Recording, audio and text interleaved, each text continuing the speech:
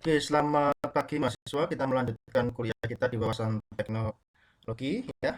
Ini adalah policy yang harus dibangun oleh suatu negara kalau ingin melakukan pengembangan riset. Ya, kita kasaran dulu aja.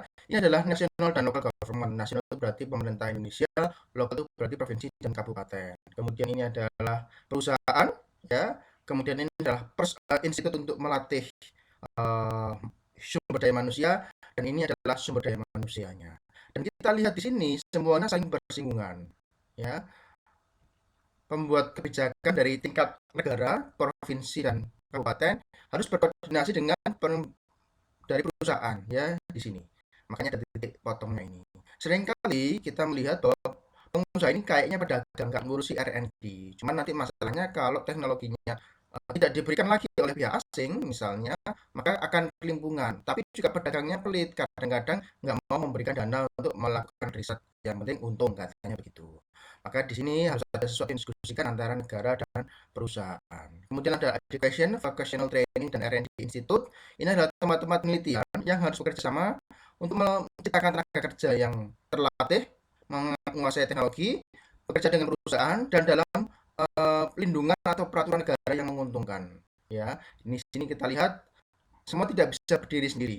Ya, nah di sini ada beberapa kemungkinan, yaitu kita mengimpor, mengadaptasi, dan mengadopsi uh, pengetahuan dan yang dihasilkan dari luar negeri. Misalnya kalau PT PAL kerjasama dengan Korea Selatan untuk membuat kapal selam yang sekarang diusahakan untuk dibuat di dalam negeri sendiri. Ya, kemudian kapan itu Pindad misalnya kerjasama awalnya mengimpor teknologi dari luar, ya, dan kemudian berusaha membuatnya sendiri. Nah, persoalannya apakah ini ketiga entity yang lain yaitu humannya, pelatihannya, institusinya, dan perusahaannya sudah bekerja sama. Jangan-jangan hanya impor kemudian ditaruh di dalam. Tetapi tidak pernah Pindad misalnya atau PAL bekerja sama dengan institut ya dengan pusat penelitian untuk menciptakan skilled worker-nya atau kemampuan R&D-nya ya. Dimension of Science and Technology STI capacity ya. Science and Technology ya. Yang increasing capacity adalah kapasitas untuk mengadaptasi teknologi ya atau pengetahuan yang sudah dimiliki oleh pihak asing ya. Kemudian kita kerjasama diadaptasi untuk penggunaan lokal dan kemudian digunakan di sektor-sektor perusahaan dan ekonomi sampai ke tingkat lokal. Artinya tidak hanya berhenti di perusahaan besar seperti PAL atau Pindad, tapi PAL dan Pindad harus menciptakan suatu sistem untuk menciptakan human force yang mampu mengembangkan R&D tersebut ya. Kemudian adalah kapasitas untuk memproduksi ya, bukan hanya mengadaptasi ya kalau di level atas tadi mengadaptasi untuk local use, tapi sekarang sudah harus mampu memproduksi R&D atau hasil terbaru, memproduksi sendiri dan mengaplikasikannya di perusahaan. Level untuk STI capacity building, Science and Technology, Information and Technology, capacity building terjadi di 4 level. Ya, yang kita sebut tadi pertama adalah pemerintah ya untuk membuat kebijakan yang bersinergi tidak ekosektoral antar departemen, antar perusahaan, antar dengan kampus, dengan masyarakatnya untuk menciptakan strategi pengembangan. Ya, kuncinya adalah ekosektoral atau ego kesendirian masing-masing. Ya, harus mampu karena di sini kita ada lihat kata koheren.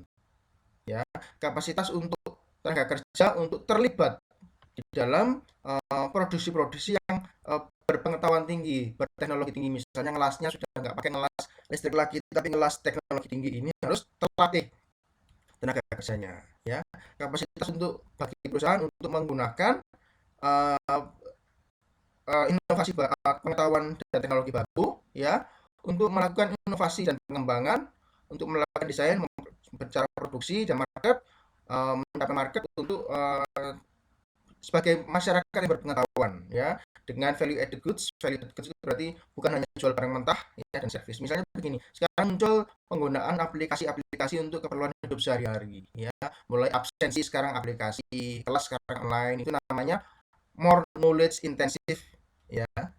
Kemudian Gojek, GoGrab dan sebagainya. Itu berarti harus ada enterprise atau perusahaan yang bisa melihat kedepannya seperti apa, kemudian memanfaatkan teknologi-teknologi ini. Kemudian ada education, vocational training, dan R&D Institute untuk menciptakan inovasi terbaru, melatih sumber daya manusia untuk menggunakan teknologi yang lebih tinggi ini. Ya.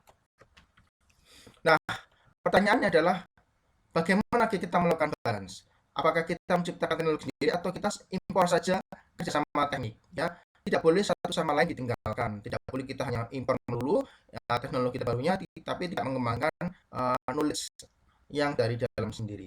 Kemudian increasing supply of knowledge by increasing R&D dan education. Ya, kita meningkatkan pengetahuan dengan melakukan R&D secara internal, yang melakukan penelitian di internal sendiri, atau bagaimana menciptakan teknologi untuk menjawab pertanyaan, ya, pertanyaan pasar. Ya, kita hanya fokus pada diri sendiri atau kita melihat ke pasar, ya, untuk mengadaptasi teknologi baru sehingga tidak ketinggalan. Ini harus dilihat apakah kita fokus untuk mengembangkan produk yang sudah kita lama ketahui, ya, mau impor atau lokal di level atas, ya, atau kita coba melirik ada apa sih di luar, perkembangannya seperti apa, ya. Itu harus dilihat di balance, tidak boleh pincang satu sama lain. Mungkin 40, 60, 30, 70, tapi tidak mungkin 90, 10 atau 100% di satu sisi saja.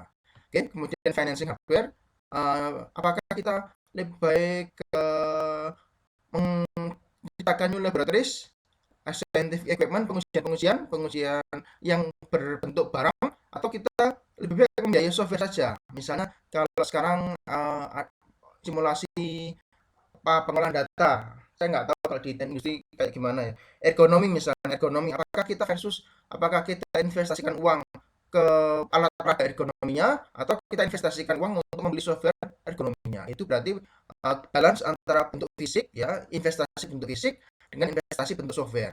Kalau di mesin banyak sekali contohnya, misalnya di pelajaran heat transfer, ya, apakah kita menciptakan alat peraga atau model bagi mahasiswa untuk mengetahui apa itu proses heat transfer, atau kita membeli software saja supaya mahasiswa mahir menggunakan software, ya. Itu kira-kira apa yang terjadi. Kemudian kita juga harus menciptakan policy yang dari atas atau ke bawah atau dari bawah ke atas, jadi tidak hanya horizontal, ya.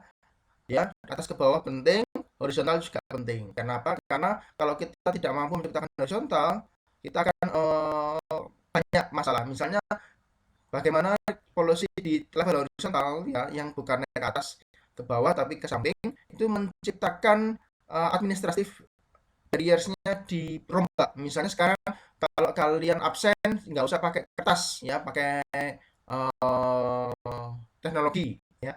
Sekarang kalau kenaikan angka jabatan dosen nggak usah pakai kertas wirawiri ke sana kemari, ya, harus bisa lewat teknologi. Perizinan nggak usah lewat kertas wirawiri ke sana kemari, bayar sana sini misalnya, ya, harus bisa dipantau lewat teknologi, ya. Ini namanya polusi ke arah samping, ya, karena nanti akan menurunkan biaya-biaya yang tidak perlu, yang meningkatkan kecepatan dan kualitas proses, ya. Ada detection system, misalnya kalau suatu berkas tidak diolah selama 3 bulan, maka ada warning, jangan-jangan ada sesuatu yang terjadi dengan operatornya, misalnya seperti itu, ya.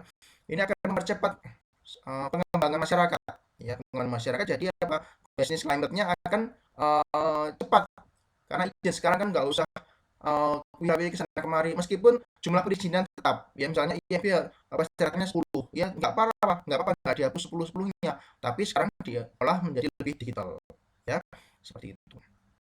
Kemudian developing organization dan institution versus enhancing capabilities. Apakah kita perlu membuat institusi baru atau kita memperkuat saja institusi yang lama?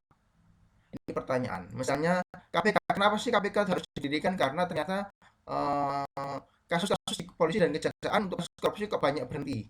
Maka kita mendevelop organisasi baru. Kenapa sih kita mendevelop R&D baru?